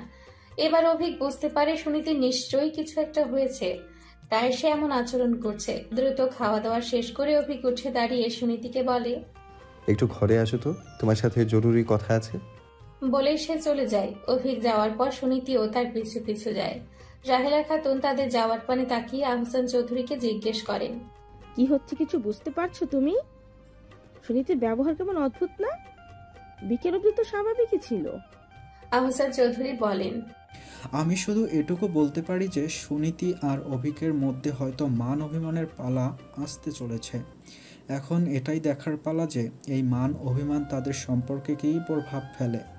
তারা কি সব মান অভিমান ভুলে আবারও একে অপরের মন রাঙিয়ে দিতে পারে, নাকি ভুল বোঝাবুঝির মাধ্যমে সম্পর্কটা দূরত্ব বাড়ায়। অভিক অস্থির হয়ে পুরো ঘরময় পাচারি করে চলেছে। সুনীতির এমন শীতল ব্যবহার তাকে বড্ড ভাবাচ্ছে। এমন সময় হঠাৎ সুনীতি রুমে চলে আসে। তাকে আসতে দেখে অভিক তার মুখোমুখি হয়ে যায়। কি ব্যাপার বলো তো নীতি, তোমার এমন লাগছে কেন? এমন মানে? এই যে কেমন চুপচাপ, এর কারণ কি? সুনীতি মলিন হেসে বলে, যখন কাউকে নিজের থেকেও বেশি বিশ্বাস করি কিন্তু সে সেই বিশ্বাসের অমর্যাদা করে, তখন কি এমন ব্যবহার করাটাই স্বাভাবিক নয়? অভিক হতবাক স্বরে বলে, মানে? আমার মা বাবার মৃত্যুটা যে স্বাভাবিক কোনো দুর্ঘটনা নয়, বরং তাকে ওই মন্টু খুন করেছে, এই ব্যাপারটা তুমি কেন আমার থেকে লুকিয়ে গেলে? আমার কি কোনো অধিকার ছিল না আমার মা বাবার মৃত্যুর ব্যাপারে জানার? তার মানে তুমি সব জেনে গেছো নীতি? কেন? আমি জেনে বুঝি তোমার অনেক অসুবিধা হয়ে গেল? আমার থেকে সত্যটা লুকিয়ে আমায় অন্ধকারে রেখে কি লাভ পেলে তুমি অভিক? তুমি আমায় ভুল ভাবছো নীতি। ভুল আমি তোমায় ভাবছি না অভিক, বরং তোমায় এতদিন আমি ভুল ভাবতাম, অন্ধের মতো বিশ্বাস করতাম তোমায়, আর তুমি তার এই প্রতিদান দিলা। আমাকে অন্তত নিজেকে এক্সপ্লেইন করার সুযোগটা দাও। জানি তুমি কি বলবে, এটাই বলবে তো যে যা করেছো আমার ভালোর জন্যই করেছো, আমার মানসিক অবস্থার কথা ভেবে করেছো, ব্লা ব্লা ব্লা। কিন্তু এসব কথা আমার কাছে কোনো দাম রাখে না। আমার মা বাবার পর তুমিই ছিলে আমার ভরসার জায়গা, যাকে আমি চোখ বন্ধ করে বিশ্বাস করতে পারতাম। আমার বিশ্বাস ছিল তুমি অন্তত আমার থেকে কিছু লুকাবে না, কিন্তু তুমি সেই বিশ্বাস নিজেই ভেঙে দিলে। এরপর হয়তো আমি আর কখনোই কাউকে বিশ্বাস করতে পারবো না। আমি তোমাকে সবটা জানাতেই চেয়েছিলাম। কবে জানাতে? আরো এক যুগ পর? আমার মা বাবার খুনি এখনো খোলা আকাশের নিচে ঘুরে বেড়াচ্ছে, পুলিশ এখনো তাকে ধরতে পারেনি, আর তুমি এমন ভাবে ছিলে এতদিন যেন সবটা কত স্বাভাবিক। আমার উপর বিশ্বাস রাখো নীতি। আমি এবার ঢাকায় ওই মন্টুকে ধরার জন্যই এসেছি। তোমার মা বাবার খুনিকে আমি উপযুক্ত শাস্তি পাইয়ে দেবই। অনেক ভরসা করেছি তোমার উপর, আর না, এবার থেকে আমি নিজেকে ছাড়া আর কাউকে ভরসা করব না। তুমি যথেষ্ট করেছো, তোমাকে আর কিছু করতে হবে না। আমার মা বাবার খুনিকে আমি শাস্তি পাইয়ে দেব। তোমার কাছে শুধু একটাই অনুরোধ, পারলে আমায় একটু একা থাকতে দাও। তোমার উপস্থিতিও আমায় কষ্ট দিচ্ছে। সুনীতির কথা অভিকের বুকে ঝড়ের সৃষ্টি করে। সে দ্রুত পা চালিয়ে ঘর থেকে বেরিয়ে যায়। সুনীতি মন খারাপ করে ছাদে বসে আছে। তার মনের মধ্যে ঘুরপাক খাচ্ছে নানান চিন্তা ভাবনা। এর মাঝে হঠাৎ পিঠে কারো হাতের স্পর্শ পেয়ে পেছনে ফিরে তাকায় সুনীতি। পেছনে ফিরতে রাহিলা খাতুনকে দেখতে পায় সুনীতি। রাহিলা খাতুন সুনীতির উদ্দেশ্যে বলেন, আমি তোমার অবস্থাটা বুঝতে পারছি সুনীতি, আমি সবটাই জানি। তোমার অভিককে ভুল বোঝার জন্য হয়তো যথেষ্ট কারণ আছে, কিন্তু তুমি আবেগ দিয়ে না ভেবে একটু বিবেক দিয়ে ভাবো। অভিকের জায়গায় তুমি থাকলে কি একই কাজ করতে না? অভিক তোমার ভালোর কথা ভেবেই। সুনীতি মলিন হেসে বলে, ও আমার একটু বেশি ভালো ভেবে নিয়েছে, এতটাও ভাবা উচিত হয়নি। রাহিলা খাতুন একটা দীর্ঘশ্বাস ফেললেন, কারণ তিনি বুঝতে পারেন সুনীতিকে এখন আর কিছু বুঝিয়ে লাভ নেই। এজন্য তিনি বলেন, তুমি একটু সময় নিয়ে ভাবো, হয়তো তখন অভিকের ব্যাপারটা বুঝতে পারবে। বলে রাহিলা খাতুন চলে যান। সুনীতি সেদিন মধ্যরাত পর্যন্ত ছাদেই থাকে। অতঃপর গেস্ট রুমে গিয়ে শুয়ে পড়ে। অভিক সবটাই লক্ষ্য করে, কিন্তু সুনীতিকে তার মতো থাকার সুযোগ দিতে চায় অভিক। এজন্য এই ব্যাপারটা নিয়ে আর তেমন কিছুই বলে না। খুব ভোরে ঘুম থেকে উঠে পড়ে সুনীতি। নামাজ আদায় করে নিয়ে প্রাতঃভ্রমণে বের হয়। অতঃপর বাড়িতে ফিরে এসেই রান্নাঘরে প্রবেশ করে, বিভিন্ন রকম রান্না করে। আহসান চৌধুরী এবং রাহিলা খাতুন নিচে নামলে তাদেরকে চা খেতে দেয় সুনীতি। অতঃপর ব্রেকফাস্টে জ্যাম পাউরুটি খেতে দেয়, কিন্তু একটা বাড়ির জন্য অভিকের কোনো খোঁজ নেয় না। রাহিলা খাতুন এই ব্যাপারটা নিয়ে সুনীতির উপর রেগে যান, কিন্তু তার মানসিক অবস্থার কথা ভেবে কিছু বলেন না। আহসান চৌধুরী খাওয়া শেষ করে সুনীতিকে বলেন, অভিক বোধহয় কিছু খায়নি এখনো অবধি। তুমি যাও ওর রুমে, গিয়ে ওর খাবার দিয়ে আসো। সুনীতি আপত্তি জানায় না। খাবার সাজিয়ে গুছিয়ে নিয়ে যায় অভিকের রুমের দিকে। অভিক সবে মাত্র ঘুম থেকে উঠেছে। গতকাল থেকে সুনীতির অবজ্ঞা তাকে কষ্ট দিচ্ছে, এজন্য সেও নিচে খেতে যাওয়ার আগ্রহ দেখায়নি। এরই মধ্যে সুনীতি খাবার নিয়ে তার রুমে চলে আসে। সুনীতিকে আসতে দেখে অভিকের মনে শীতল বাতাস বয়ে যায়। সে একটু শান্তি বোধ করে। অভিক ভাবে সুনীতি হয়তো সব মনোমালিন্য দূরে ঠেলে দিয়েছে, কিন্তু অভিককে ভুল প্রমাণ করে খাবারটা বিছানার পাশের ডেস্কে রেখে দিয়ে সুনীতি কঠোর স্বরে বলে, খাবারটা দিয়ে যাচ্ছি, জলদি খেয়ে নাও। এটা জাস্ট ফর্মালিটির জন্যই করছি। এটা ভেবে নিও না যে তোমায় আমি ক্ষমা করে দিয়েছি। অভিক একটা দীর্ঘশ্বাস ফেলে। আবারও তার ধারণা ভুল প্রমাণিত হলো। তবুও মনে একটা আশা রাখে, যেহেতু সুনীতি তার জন্য খাবার নিয়ে এসছে, তার মানে সুনীতি তার জন্য কেয়ার করে। যতই ভুল বোঝাবুঝি হোক, সুনীতি অভিকের প্রতি চিন্তার কমতি হয়নি। সুনীতি খাবার রেখে দিয়ে চলে যায়। অতঃপর অভিক খেতে শুরু করে দেয়। সুনীতি বাইরে আসতে হঠাৎ করে তার মাথা ঘুরিয়ে ওঠে। সুনীতি বুঝতে পারে না তার কারণ কি। সুনীতি অনেক কষ্টে সামনে কয়েক পা এগিয়ে গিয়ে অজ্ঞান হয়ে পড়ে যায়। এদিকে অভিক খাওয়ার শেষ করে বাইরে এসে দেখে সুনীতি দরজার থেকে কিছুটা দূরে অজ্ঞান হয়ে পড়েছে। এটা দেখে অভিক অনেক ভয় পেয়ে যায়। সুনীতির কাছে গিয়ে তাকে ডাকতে থাকে, নীতি, হ্যাঁ নীতি, চোখ খোলো, কি হয়েছে তোমার? সুনীতি কোনো সাড়া দেয় না। অভিক ভীষণ ভীতিগ্রস্ত হয়ে পড়ে। সুনীতিকে কোলে তুলে নিয়ে উৎভ্রান্তের মতো সিঁড়ি দিয়ে নামতে থাকে। আহসান চৌধুরী ও রাহিলা খাতুন নিচে ড্রয়িং রুমে বসেছিলেন। অভিককে এভাবে সুনীতিকে কোলে নিয়ে আসতে দেখে তারাও হতবাক হয়ে যান। আহসান চৌধুরী বলে ওঠেন, সুনীতির কি হয়েছে অভিক? জানি না বাবা, হঠাৎ করেই অজ্ঞান হয়ে গেছে। আমি ওকে হাসপাতালে নিয়ে যাচ্ছি। আমিও যাচ্ছি, চলো। তুমি একা সবকিছু সামলাতে পারবে না। রাহিলা খাতুন উদ্বিগ্নতার সহিত বলেন, আমিও যাব তোমাদের সাথে। এখানে থাকলে তো চিন্তায় মরে যাব। অভিক বলে। ঠিক আছে, চলো তোমরা সবাই ফার্স্ট। সবাই দ্রুত পৌঁছে যায় নিকটবর্তী হাসপাতালে। সুনীতিকে চিকিৎসার জন্য নিয়ে যাওয়া হয়। ডাক্তার তার কিছু পরীক্ষা নিরীক্ষা করে। অভিক কেবিনের বাইরে অস্থির হয়ে পায়চারি করছিল।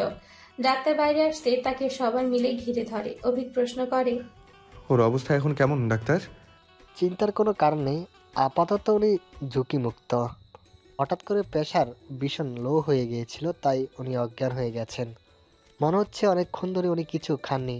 আপনারা তো ওনার ফ্যামিলির লোক, উনি খাচ্ছেন কিনা খাচ্ছেন না সেদিকে একটু খেয়াল রাখবেন না?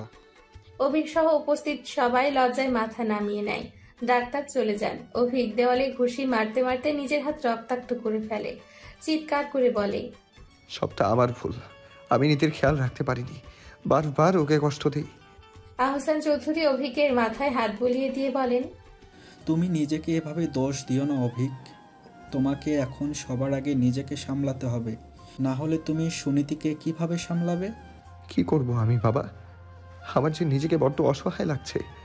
রাহেলা খাতুন এসব দেখে আঁচলে মুখ চেপে কাঁদতে থাকেন। সুনীতিকে আপাতত আজকের দিনটা হাসপাতালে রাখা হবে।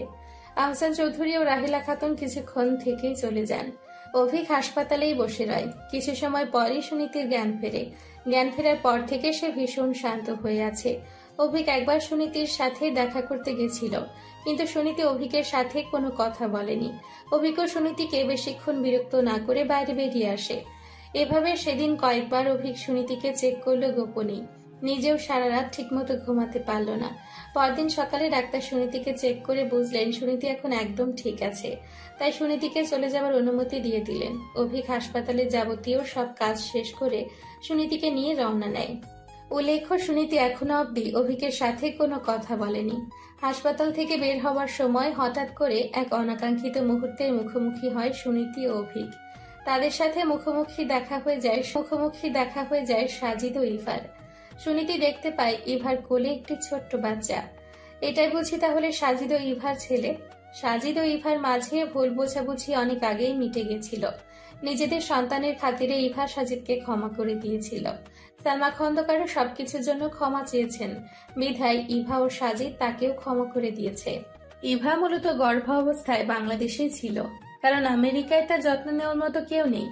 বাংলাদেশে সালমা খন্দকার তার যত্ন নিয়েছে প্রেগন্যান্সির সময়টায়। এখন তার একটি ছেলেও হয়েছে এই হাসপাতালে, আর সেই সন্তানকে নিয়ে তারা বাসায় ফিরছে। সাজিদ সুনীতিকে দেখে লজ্জায় মাথা নামিয়ে নেয়। অতীতে সুনীতির সাথে সে অনেক খারাপ করেছিল। মামা মামির মৃত্যুর পর তার অনুশোচনা বেড়েছে, তাই আজ সবকিছু ভুলে সুনীতির সামনে হাত জোর করে বলে, আজ ক্ষমা না চাইলে জানি জীবনের কোনো সুযোগ পাবো না। আমি অন্তরস্থল থেকে তোমার কাছে ক্ষমা চাইছি সুনীতি, পারলে আমাকে বড় ভাই মনে করে ক্ষমা করে দিও। সুনীতি সামান্য হেসে বলে, আমার এখন এসব কিছু সয়ে গেছে, সবটাই আমার ভাগ্যের দোষ। যারাই আমার আপনজন তারাই হয় আমাকে ছেড়ে যায়, না হলে বিশ্বাস ভঙ্গ করে। কতজনের উপর রাগ পুষে রাখবো, সবাইকেই আমি ক্ষমা করে দিয়েছি। এবার সবাই আমাকে অন্তত মুক্তিটা দিক। অভিক সুনীতিকে নিয়ে বাড়িতে না নিয়ে গিয়ে তাকে শহর থেকে দূরে একটা মনোরম পরিবেশে ঘুরতে নিয়ে আসে অভিক। সুনীতি অবশ্যই এতে নাখোশ হয়। অভিককে রাগ দেখিয়ে বলে, তুমি আমায় বাড়িতে না নিয়ে গিয়ে এখানে কেন নিয়ে এলে? তোমার কি মনে হয় আমার এখন ঘোরাঘুরি করার মুড আছে? রাগ করে না মহারানী, তোমার এই রাগ ভাঙানোর জন্যই তো তোমায় এখানে নিয়ে এলাম। সুনীতি তবুও গাল ফুলিয়ে থাকে। অভিক হালকা হেসে বলে, আজকের সারাদিনটা আমার সাথে এখানে কাটাও, দেখবা তোমার সব রাগ একদম ফুরুত হয়ে যাবে। সুনীতি বলে, আমি তোমার সাথে সময় কাটাতে চাই না, আমায় প্লিজ এখান থেকে নিয়ে চলো। এসব বললে তো শুনছি না, চলো আমরা লুকোচুরি খেলি। তুমি কি পাগল হয়ে গেলে নাকি? আমরা কি ছোট বাচ্চা যে এসব খেলবো? অভিক সুনীতির দিকে সামান্য এগিয়ে এসে বলে, ঠিকই বলেছ, আমরা তো ছোট বাচ্চা না যে এসব খেলবো, আমাদের তো অন্য খেলা খেলতে হবে। বলে সে সুনীতিকে নিজের কাছে টেনে নিয়ে ঠোঁটে ঠোঁট লাগিয়ে চুমু খেতে থাকে। সুনীতির হৃদস্পন্দন থেমে যায়, নিঃশ্বাসের গতি বাড়ে। অভিক অনেকক্ষণ এভাবে সুনীতিকে ভালোবাসার পরশ দিয়ে অতঃপর দূরে সরে যায়। সুনীতি রেগে বলে, কি হলো এটা? অভিক দৌড়াতে শুরু করে আর বলে, এটা তোমার জন্য একটা স্পেশাল সারপ্রাইজ ছিল। সুনীতি ভীষণ রাগ হয় অভিকের কথা শুনে। তার সে অভিকের পেছন পেছন দৌড়াতে থাকে, অভিকে ধরার আপ্রাণ চেষ্টা করতে থাকে, কিন্তু ব্যর্থ হয়। অভিক দৌড়াতে দৌড়াতে একটা ধান ক্ষেতের কাছাকাছি চলে যায়। সুনীতিও সেখানে যায়। ধান খেতে সেচের মেশিনের মাধ্যমে পানি দেওয়া হচ্ছিল। অভিক সেখানে গিয়ে দাঁড়ায়। সুনীতি কাছে যেতেই অভিক সুনীতিকে লক্ষ্য করে মেশিনের পানি ছুঁড়ে মারে। অভিকের আহেন কাণ্ডে সুনীতির রেগে বোম হয়ে যায়। সে অভিকের দিকে পানি ছুটতে থাকে। এভাবে কিছুক্ষণ তাদের খুনসুটি চলে। এরপর অভিক আবারও দৌড়ানো শুরু করে। সুনীতি কিছুক্ষণ তার পেছনে দৌড়ে ক্লান্ত হয়ে মাটিতে বসে পড়ে। অভিক দূর থেকে এটা দেখে সুনীতির কাছে এগিয়ে এসে বলে, আমায় ধরতে পারে না। সুনীতির এবার ভীষণ রাগ হয়। সে এক মুঠ ধুলো মাটি হাতে নিয়ে অভিকের দিকে ছুড়ে দেয়। অভিকের চোখে ধুলো ঢুকে যায়, তাই সে চোখে হাত দিয়ে কাশতে থাকে, কারণ ধুলাবালি মুখেও ঢুকে গেছে। সুনীতি ব্যতিব্যস্ত হয়ে অভিকের কাছে এসে বলে, কি হলো তোমার? খুব বেশি অসুবিধা হচ্ছে না তো? এই জন্যই বলেছিলাম এমন বাচ্চামো না করতে, দিলে তো আমায় রাগিয়ে। বলে অভিকের কাছে গিয়ে সযত্নে তার চোখ মুছিয়ে দিতে লাগলো নিজের ওড়না দিয়ে। অভিকের চোখে আলতো করে ফু দিতে লাগলো। অভিক আবেগপ্রবণ হয়ে সুনীতিকে আবারও কাছে টেনে নিয়ে বলল, আমরা কি সবকিছু ভুলে আবার সবটা নতুন করে শুরু করতে পারি না? সুনীতি কোনো উত্তর দেয় না। অভিক একটা দীর্ঘশ্বাস ফেলে। এরই মধ্যে আকাশে ঘন ঘন মেঘ জমতে থাকে, বাতাস জোরে বইতে শুরু করে। সুনীতি টের পায় তার শরীরে বিন্দু বিন্দু পানি এসে পড়ছে। অভিজ্ঞ টের পায় ব্যাপারটা, বলে ওঠে, বৃষ্টি হতে পারে, আমাদের কোনো নিরাপদ জায়গায় যাওয়া উচিত। সুনীতি মাথা নাড়ায়। দুজনে একসাথে ওই গ্রামের একটি পুরাতন রাজবাড়িতে আশ্রয় নেয়, যা তুলনামূলক কাছেই ছিল। কিন্তু সমস্যাটা হলো রাজবাড়ির ছাদ ফুটো ছিল, যার ফলে বৃষ্টির বেগ বাড়ার সাথে সাথে তারা দুজনেই ভিজে যেতে লাগলো। সুনীতির শরীর খুব একটা ভালো না, এজন্য অভিক সুনীতিকে বৃষ্টি থেকে রক্ষা করার জন্য নিজের শার্ট খুলে তার মাথায় ধরল। অভিকের পরনে তখন শুধুই একটা স্যান্ডো গেঞ্জি। তার শরীরের সকল পেশি দৃশ্যমান হচ্ছে। বলিষ্ঠ হাতে নিজের প্রিয়সীকে আগলে রেখেছে। সুনীতি এক দৃষ্টিতে অভিকের দিকে তাকিয়ে আছে। বৃষ্টির ফোঁটা এসে অল্প অল্প করে ভিজিয়ে দিচ্ছে অভিককে। এই বৃষ্টি যেন তাদের দুজনের নিয়ন্ত্রণের বাঁধ ভেঙে দিল। অভিকা নিজেকে সামলাতে না পেরে সুনীতিকে কাছে টেনে নিয়ে তাকে শক্ত করে জড়িয়ে ধরল। সুনীতিও সাড়া দিল। অভিকের উষ্ণ স্পর্শ তাকে মাতোয়ারা করে দিচ্ছে। অভিক সুনীতির ঘাড়ে পাগলের মতো চুম্বন করতে লাগলো। ধীরে ধীরে উন্মুক্ত পিঠেও ঠোঁট ছোঁয়ালো। সুনীতি অস্থির হয়ে উঠল।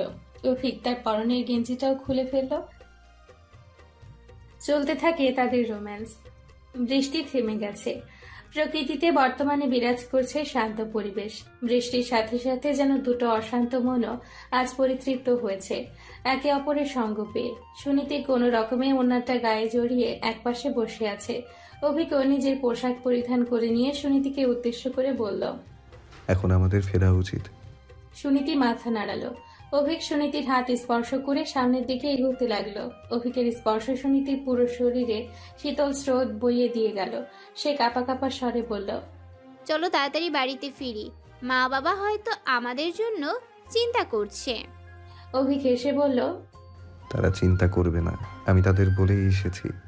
সুনীতি একটু স্বস্তির নিঃশ্বাস ফেলে। অভিক সুনীতির কপালে চুমু খেয়ে বলে, এখন আর আমার প্রতি কোনো রাগ নেই তো? সুনীতি নিশ্চুপ থাকে। অভিক একটা দীর্ঘশ্বাস নেয়, অতঃপর বলে, রাগ থাকতে বলতে পারো, রাগ কমানোর জন্য সর্বাত্মক চেষ্টা করব। আর যদি ব্যর্থ হই তো আমার কারণে যাতে তোমায় আর রাখতে না হয়, তাই তোমায় ছেড়ে দেবো একা পথে। বলে অভিক সামনের দিকে পা বাড়ায়। সুনীতি পেছন থেকে অভিকের হাত টেনে ধরে বলে, একদম আমাকে ছেড়ে যাওয়ার কথা বলবে না, না হলে। বলে অভিকের শার্ট চিমটে ধরে। অভিক সুনীতির কাছে এসে হেসে বলে, তার মানে তুমি আমায় ক্ষমা করে দিয়েছো? আমার উপর আরো অভিমান করে দেই তো? আরে না রে পাগল। অভিক খুশিতে আত্মহারা হয়ে যায়। সুনীতির কপালে একটা চুমু খেয়ে বলে, I love you Niti. I love you the most Abhik. Abhik আবারও সুনীতিকে নিজের কাছে টেনে নেয়। বেশ অনেক সময় ধরে তার ঠোঁটের সহিত চুম্বনের খেলা খেলে। অতঃপর তাকে ছেড়ে দিয়ে বলে, আজ আমি অনেক খুশি। আমিও। তবে আরো খুশি হব যখন নিজের মা বাবার খুনিকে শাস্তি পেতে দেখব। অভিক দৃঢ় প্রতিজ্ঞ স্বরে বলে, তুমি একদম চিন্তা করো না নীতি। ওই মনটুকে আমি এমন শিক্ষা দেব যা ও আজীবন মনে রাখবে। ওর সন্ধানে অনেক কাছাকাছি পৌঁছে গেছি। আর বেশি দিন ও আমার থেকে পালিয়ে বেড়াতে পারবে না। আইনের চোখে ফাঁকি দিতে পারলেও ও আমার চোখে ফাঁকি দিতে পারবে না। ওকে আমি উচিত শিক্ষা দেবই। অভিকের কথা শুনে সুনীতি ভরসা পেয়ে বলে, তাই যেন হয়। ওই মন্টুকে শাস্তি না দিলে যে আমার মা বাবার আত্মা শান্তি পাবে না। ওই শয়তানটাকে নিজের অপকর্মের শাস্তি পেতেই হবে। সুনীতি স্বস্তির নিঃশ্বাস ফেলে এটা বলে। অভিক সুনীতিকে নিয়ে বাসায় ফিরে। অতঃপর দুজনে কিছু সময় একসাথে পার করে। দুজনের মধ্যে ভাব হয়েছে এটা দেখে আহসান চৌধুরী এবং রাহিলা খাতুনও স্বস্তি পান। অভিক সুনীতির সাথে কথা বলছিল, এমন সময় তার ফোনে একটি কল আসে। অভিক ফোনটা রিসিভ করে কিছুক্ষণ কথা বলে। কথা বলা শেষ হতেই অভিক সুনীতিকে বলে, তোমার মা বাবার খুনির শাস্তি পাওয়া এখন শুধু সময়ের অপেক্ষা মাত্র নীতি। আমি ওর সম্ভাব্য লোকেশন জানতে পেরেছি। এবার আর ও আমার থেকে পালিয়ে বেড়াতে পারবে না। সুনীতি ভীষণভাবে উত্তেজিত হয়ে বলে, ওই জানোয়ারটাকে একদম উচিত শিক্ষা দেবেন, না হলে যে আমার মা বাবার অতৃপ্ত আত্মা কিছুতেই শান্তি পাবে না। তুমি চিন্তা করো না, আমি ওকে সেই শাস্তি দেবো যেটা ও ডিজার্ভ করে। আইনের ভরসায় শুধুমাত্র বসে থাকবো না, নিজের হাতে ওকে শাস্তি দেব, তাও তোমার সম্মুখে। তুমি সেটা দেখে আত্মতৃপ্তি উপলব্ধি করিও। আমি অপেক্ষায় থাকবো এই অতৃপ্ত উপলব্ধি করার জন্য। আমার মা বাবাকে ওই মন্টু কত কষ্ট দিয়েই না মেরেছে, তার সবটা যেন ও ফিরে পায়। ওর এমন অবস্থা করবে যা দেখে ও নিজের আত্মাও ভয় পাবে। মৃত্যু তো অনেক স্বাভাবিক শাস্তি, ওর যেন মৃত্যুর থেকেও বড় কোনো শাস্তি হয়। এমনটাই হবে, তুমি চিন্তা করিও না। মন্টু ঢাকার অদূরে একটা বস্তি এলাকায় লুকিয়ে আছে নকল পরিচয়ে। এখানে থেকে মূলত সে সবসময় টোকাইয়ের ছদ্মবেশে ঘুরছে, তাই তাকে কেউ চিনতেও পারছে না। তবে মন্টু এতটা কাঁচা খেলোয়াড় নয়। বেশ কদিন থেকে সে লক্ষ্য করছে এই বস্তির আশেপাশে কিছু সন্দেহজনক ব্যক্তির আনাগোনা, যারা বস্তির বিভিন্ন মানুষকে জিজ্ঞাসাবাদ করছে। ধরতে মন্টু সহজেই বুঝতে পারে তাকে খোঁজার জন্য এত আয়োজন, কিন্তু মন্টু তো এত সহজে ধরা দিবে না। মন্টু একটা শয়তানি হাসি দিয়ে মনে মনে বলে, আমার কাছে সম্পূর্ণরূপে পৌঁছানোর আগেই আমি তোমাদের কাছে পৌঁছে যাব, তোমাদের ত্রাস হয়ে। শুধু আমার পরবর্তী চাল দেখার জন্য অপেক্ষা করো। বলে মন্টু গায়ে একটি শাল জড়িয়ে বেরিয়ে পড়ে। বস্তি থেকে বেরোনোর সময় আজ দূর থেকে অভিকের মুখোমুখি হয়। অভিক মন্টুকে দেখতে পাওয়ার আগে সে লুকিয়ে পড়ে, ফলে অভিকের দৃষ্টিগোচর হয় না মন্টু। অভিক খোঁজ করতে করতে বস্তির ভেতর ঢুকে পড়ে। মন্টু লুকিয়ে থেকে অভিকের যাওয়ার পানে তাকিয়ে মুচকি হেসে বলে, টাইমিং এর একটু গন্ডগোল করে ফেললে মেজর, তোমার জন্য বড্ড আফসোস হচ্ছে। তোমাকে আমি এতটা কাঁচা খেলোয়াড় ভাবিনি। তোমার চাল তো বিফলে গেল, এবার আমার চাল দেখার জন্য অপেক্ষা করো, কিভাবে এক চালেই চেকমেট করে দেই। আমি জানি খুব বেশি দিন হয়তো আর এভাবে পালিয়ে বেড়াতে পারবো না, তবে ধরা খাওয়ার আগে যার জন্য আমার আজ এই দশা, মানে এই সুনীতির একটা ব্যবস্থা তো আমি করবই। আমি জেলের ঘানি টানবো আর এই সুনীতি সুখে সংসার করবে, এমনটা তো হতে পারে না। এটা বলে মন্টু বেরিয়ে পড়ে বস্তির বাইরে। একটা রিকশায় উঠে পড়ে রওনা দেয় কোথাও একটা। সুনীতি বাসাতেই নিজের রুমে বসেছিল। কয়েক ঘন্টা আগে অভিকের ফোনে একটা কল আসায় সে হঠাৎ বেরিয়ে যায়। সুনীতির বেশ উদ্বিগ্ন লাগছিল অভিকের জন্য। অভিককে সুনীতি ফোন করে চলেছে অনেকক্ষণ থেকে, কিন্তু অভিক ফোনটাও রিসিভ করছে না। সব মিলিয়ে তার চিন্তা বাড়ছে অভিকের জন্য। সুনীতি অস্থির হয়ে ঘরে পায়চারি করছিল। এর মধ্যে অভিকের ফোনও সুইচ অফ বলছে। সুনীতি আর এভাবে হাত পা গুটিয়ে বসে থাকতে পারে না। এবার সে ভাবে অভিকের খোঁজে বেরিয়ে পড়বে। যে না সুনীতি বের হতে যাবে এমন সময় তার ফোনে একটি ফোন কল আসে। সুনীতি ফোনটা রিসিভ করে বলে, হ্যালো, কে বলছেন? বিপরীত দিক থেকে একটা পুরুষালী কণ্ঠ ভেসে আসে। আপনি কি মেজর অভিকের বাড়ির লোক বলছেন? হ্যাঁ, আমি মেজর অভিকের স্ত্রী বলছি। আপনি কে? সুনীতির মন হঠাৎ কু ডেকে ওঠে। এমনিতেই অভিককে ফোনে পাওয়া যাচ্ছে না, এমন সময় হঠাৎ কেউ ফোন দিয়ে অভিকের খোঁজ নিচ্ছে। আসলে মেজর অভিক তো একটা সিরিয়াস অ্যাক্সিডেন্ট করেছে। আমরা কয়েকজন মিলে ওনাকে হাসপাতালে নিয়ে এসেছি। ওনার ফোনটাও কাজ করছে না। জ্ঞান হারানোর আগে অনেক কষ্টে এই নাম্বারটা দিল, তাই আমি কল করলাম। আপনি যত তাড়াতাড়ি সম্ভব সিটি হাসপাতালে চলে আসুন। এহেন কথা শুনে সুনীতি যেন আকাশ থেকে পড়ে। তার পুরো পৃথিবী এলোমেলো হয়ে যায়। অভিকের চেহারাটা মুখের সামনে ভেসে ওঠে। এখন যে তার আপন বলতে শুধু অভিকই আছে। এদিকে আহসান চৌধুরী এবং রাহিলা খাতুনও আজ বাসায় নেই। আহসান চৌধুরীর এক বন্ধুর বাসায় দাওয়াত খেতে গেছেন। সুনীতি ভীষণ অসহায় বোধ করে। সে আর এক মুহূর্ত সময় নষ্ট না করে সিটি হসপিটালের উদ্দেশ্যে বেরিয়ে পড়ে। এদিকে মন্টু তার ভাড়া করা একটা গুন্ডার কাঁধে হাত রেখে বলে, শাব্বাস, কি সুন্দর অভিনয় করলি। প্ল্যান তাহলে সাকসেসফুল। বলে মন্টু হাসতে থাকে।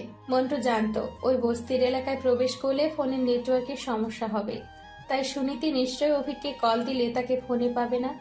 আর এই জিনিসটার সদ্ব্যবহার করেই এমন একটা ফোন দিয়ে এঁটে ফেললো সে। এসব ভেবে একটা তীক্ষ্ণ হাসি দিয়ে বলে, তুমি আমার থেকে অনেক পালিয়ে বেরিয়েছো সুনীতি, কিন্তু এবার আর পালানোর কোনো পথ খুঁজে পাবে না। এবার তোমাকে আমার কাছে ধরা দিতেই হবে। ধরা না দিয়ে যাবে কোথায়? সুনীতি হাঁপাতে হাঁপাতে সিটি হাসপাতালের কাছাকাছি পৌঁছে যায়। সিটি হাসপাতাল মোটামুটি নিরিবিলি একটা স্থানে অবস্থিত। হাসপাতাল ছাড়া আশেপাশে তেমন কোনো বাড়িঘর বা ব্যবসা প্রতিষ্ঠান নেই। শহরের অদূরে অবস্থিত এই স্থানটা তাই বেশিরভাগ সময় জনশূন্যই থাকে। শুধুমাত্র হাসপাতালের সামনে রোগী এবং স্বজনদের ভিড় থাকে। সুনীতি হাসপাতালের সামনে গিয়ে সিএনজি থেকে নেমে ভাড়া পরিশোধ করে দেয়। আজকাল ভীষণ লোডশেডিং হচ্ছে, তাই সন্ধ্যাবেলাতেই রাস্তা মোটামুটি অন্ধকার হয়ে গেছে। সুনীতি ফোনে টর্চ জ্বালিয়ে সামনের দিকে এগিয়ে যেতে থাকে। এমন সময় হঠাৎ বুঝতে পারে কে বা কারা যেন তাকে ফলো করছে। সুনীতি ভয়ে ভয়ে পেছন ফিরতেই আটকে ওঠে। কয়েকটা ছায়ামূর্তিকে নিজের দিকে এগিয়ে আসতে দেখে সামনের দিকে দ্রুত পা চালায়। সামনে এগোতে এগোতে হঠাৎ হোঁচট খেয়ে পড়ে যায়। এমন সময় কেউ পেছন থেকে তার মাথায় শক্ত একটা জিনিস দিয়ে আঘাত করে, যার ফলে সুনীতি জ্ঞান হারিয়ে মাটিতে লুটিয়ে পড়ে। মন্টু রড কাঁধে রেখে একটা বিশ্রী হাসি দিয়ে বলে, শেষ পর্যন্ত তোমায় আবার বাগে পেলাম সুনীতি। এবার তোমার শেষ দেখে ছাড়বো। তোমার জন্য আমায় অনেক ভোগান্তি পোহাতে হয়েছে। আগেরবার তো ভাগ্যক্রমে বেঁচে গিয়েছিলে, যদিও তোমার মা বাবা হারিয়ে গেছিল, কিন্তু তোমাকে জীবিত দেখে আমার পরিতৃপ্তি আসেনি। এবারই শুভ কাজটাও সেরে নেই। এদিকে অভি গোটা বস্তিতে খুঁজেও মন্টুর দেখা পেল না। কয়েক ঘন্টা ধরে পুরো বস্তি তন্ন তন্ন করে খুঁজেও কোনো লাভ হয়নি। অভিক বস্তির বাইরে সেই মুখ দিয়ে বিরক্তিতে চলজাতীয় শব্দ করে বলল, শেষ অবধি কি তাহলে তীরে এসে তরি ডুবলো? এর মধ্যে হঠাৎ করে সুনীতির জন্য অভিকে চিন্তা হয়, তাই সুনীতির ফোনে কল লাগায়। কিন্তু ফোনটা রিং হলেও সুনীতির রিসিভ করে না। বস্তির ভেতরে নেটওয়ার্ক ছিল না জন্য এতক্ষণ অভিক সুনীতির খোঁজ নিতে পারেনি। এরই মধ্যে অভিকের ফোনে একটা মেসেজ আসে, যা দেখে সে ঘাবড়ে গিয়ে তুমুল ক্রোধে বলে, মন্টুর বাচ্চা, এটা তুই ঠিক করলি না। আমার নীতির গায়ে একটা আঁচড় পড়লে আমি তোকে ছিঁড়ে খাবো। সুনীতির জ্ঞান ফিরলে সে দেখতে পায় তাকে একটা চেয়ারের সাথে বেঁধে রাখা হয়েছে। তার মুখও বাঁধা, তাই চিৎকারও করতে পারছে না। এমতো অবস্থায় সুনীতির চোখে জল চলে আসে। অনেক কষ্টে সে নিজের চোখে জল আটকে রাখে, তবে বেশি সময় পর্যন্ত আটকে রাখা দুষ্কর। সুনীতি কিছু সময় অবধি চুপ থাকে, নিজেকে আর শক্ত রাখতে পারে না।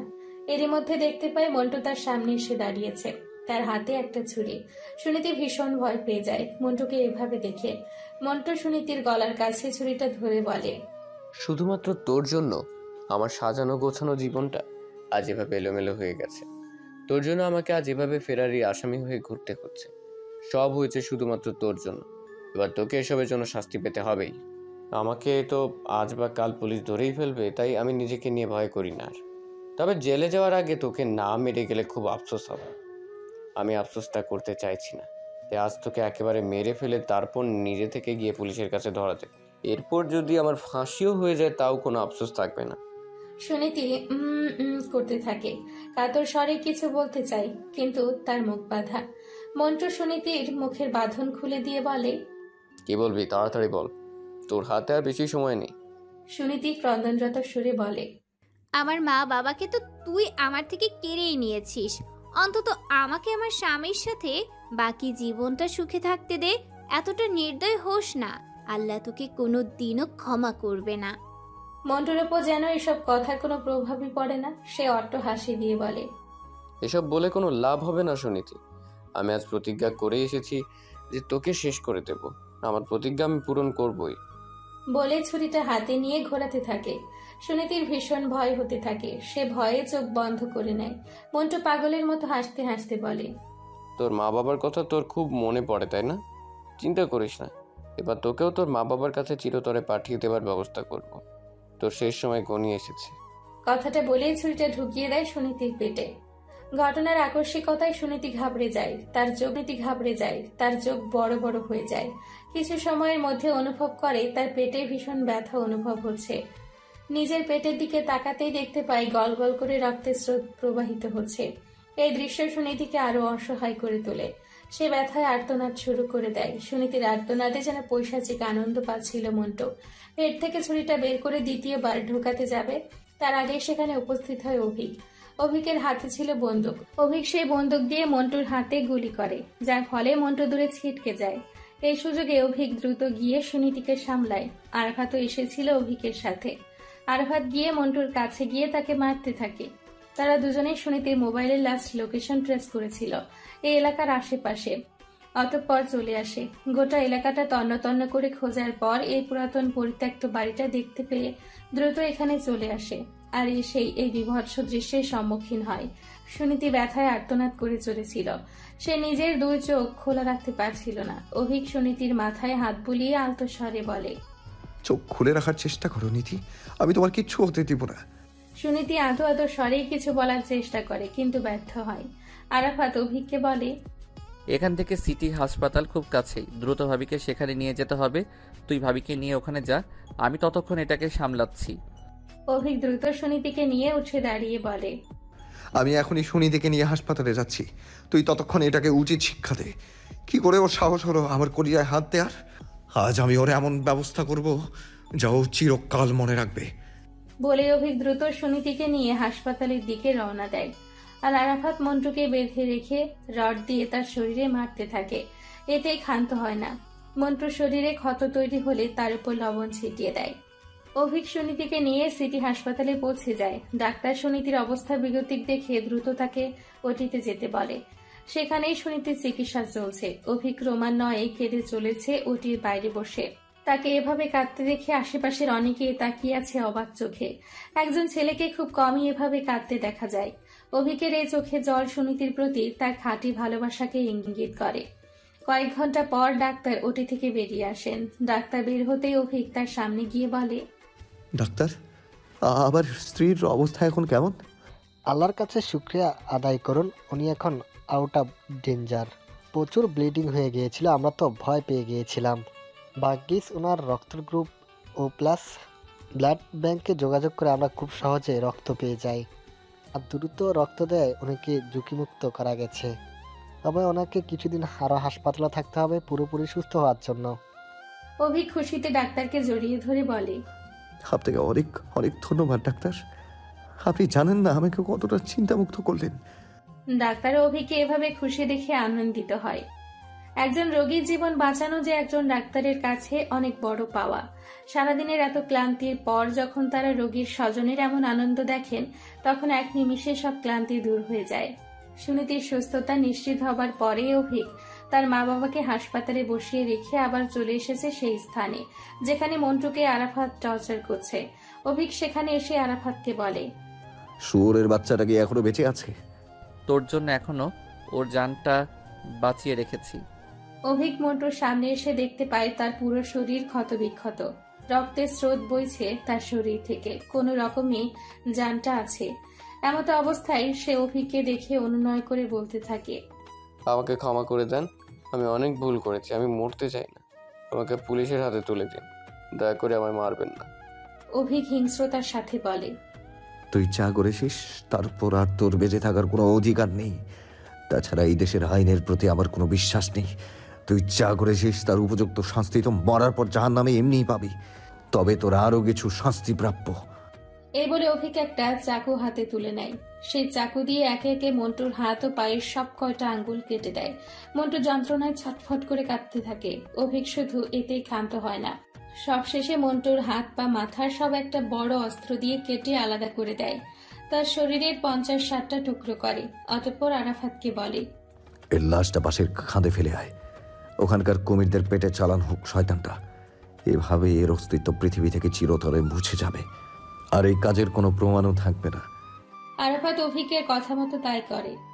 আর অভিক বলে, তোমাকে দেয়া কথা আমি রেখেছি নীতি, তোমার মা বাবার খুনিদের সব থেকে জঘন্য শাস্তি দিয়েছি।